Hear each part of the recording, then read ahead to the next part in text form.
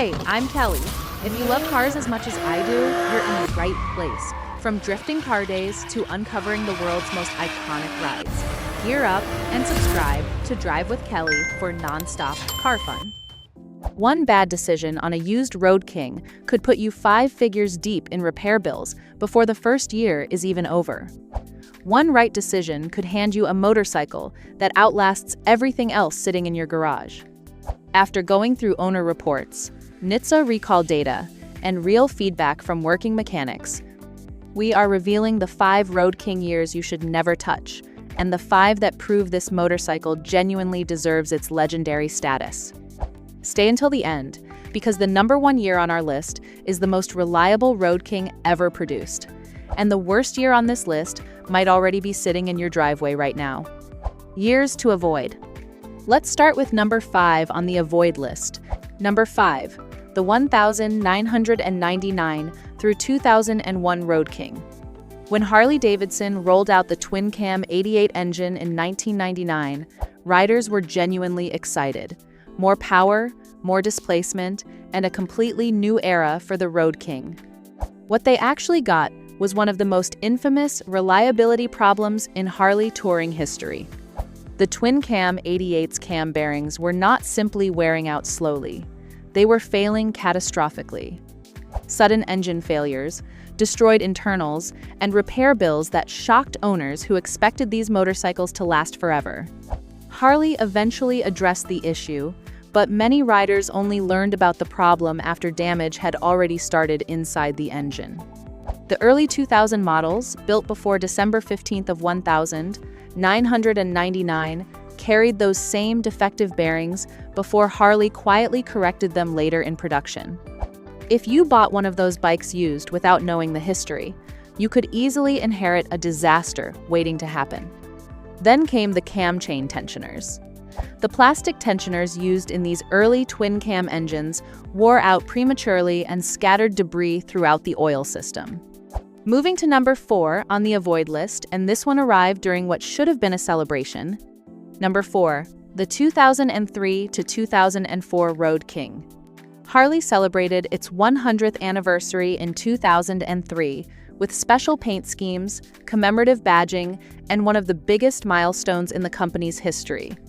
Unfortunately, underneath the celebration, owners were dealing with serious mechanical issues. The 2003 Road King developed a well-known oil pan gasket problem that caused significant oil leaks. Some riders reported enough oil loss to shut engines down mid-ride. The oil pump design also accelerated internal engine wear at a rate many owners never expected. Then, 2004 added transmission complaints on top of everything else. Rough shifting, difficulty finding gears, and a riding experience that felt nothing like a premium touring motorcycle became common frustrations. On to number 3, and this one is not just a bad year. It was a complete breakdown across every system at once. Number 3, the 2006 Road King. Some years have problems. The 2006 Road King was a problem from top to bottom. The cam chain tensioner issue that plagued earlier twin-cam models was still unresolved. Owners who thought Harley had corrected the issue by 2006 found out the hard way that they had not. Then came the under-torqued bolts. Critical fasteners would loosen over time, and in some cases, components actually separated from the motorcycle while riding. At highway speed, that is not a small inconvenience. It is a serious safety concern. The cylinder design introduced that year also brought reduced performance and disappointing fuel economy. Owners watched mileage numbers drop while struggling to find straightforward solutions. But what truly separated 2006 from other bad years was how difficult these motorcycles became to repair. Mechanics consistently described the 2006 Road King as one of the most frustrating Harley touring bikes to work on. Seized bolts, stubborn components, and labor-intensive repairs drove costs even higher. This was not one isolated problem. Multiple systems failed at once, and when that happens on a Road King, repair bills become enormous. Avoid 2006 completely. Number 2 on the avoid list, and this one is tricky because these years are almost good enough, and that is precisely what makes them so dangerous. Number 2, the 2007 to 2008 Road King. These years are tricky because they are almost good enough. Harley finally redesigned the cam chain tensioners in 2007 with improved hydraulic units, replacing the old plastic setup. Better materials and updated engineering made it look like Harley had learned from the previous decade. But underneath those improvements, the aging twin-cam platform still carried many of the same limitations. The frame and suspension had not yet received the major redesign that would completely transform the Road King in 2009. Highway stability remained underwhelming for a touring motorcycle in this price range, and vibration at cruising speed was still a constant complaint. The dangerous thing about 2007 and 2008 is that buyers often believe they are purchasing the fixed version. Riders who avoided the nightmare years usually landed on these models feeling confident they had made the smart choice. And the number 1 year to avoid, and this one is the most disappointing entry on the entire list because there was absolutely no reason for it to go this wrong. Number 1 on the avoid list, the 2014 Road King. This is the most disappointing year on the entire list because Harley had already proven they could build an outstanding Road King by this point. After the successful 2009 redesign, Harley launched Project Rushmore in 2014 with updated technology, improved touring features, and a more modern riding experience. On paper, it looked like the future of the Road King. Instead, it became one of the biggest headaches in modern Harley touring history. The hydraulic clutch system became so defective it triggered a federal recall tied to 19 reported accidents. The clutch could fail to disengage properly after extended use, making shifting and slowing the motorcycle difficult. On a touring bike weighing over 800 pounds, that is not just annoying, it is dangerous. Then came the electrical issues. Owners dealt with infotainment failures, charging system problems, and wiring harness issues that became expensive to diagnose and repair.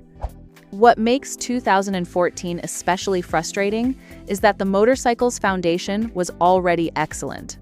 The engine was solid. The frame was proven. Years that last forever. Now here is where the story changes, because for every year Harley got wrong, there are years they got completely right. These are the Road King's mechanics recommend without hesitation, and owners ride well past 100,000 miles without wanting to sell them. Starting with number 5 on the best list, the 2002 Road King. After everything that went wrong from 1999 through 2001, the 2002 Road King became the turning point Harley desperately needed. Harley finally corrected the cam bearing issue with stronger Timken bearings and improved the Delphi fuel injection system.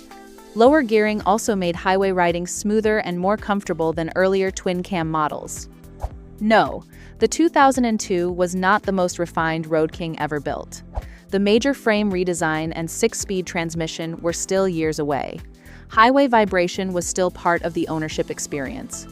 But this was the first year Harley corrected major problems before customers suffered through them. That matters. For many mechanics, the 2002 remains the safest early twin-cam Road King to buy because it marked the moment Harley finally started getting serious about reliability again. Number 4, everything changed in 2009.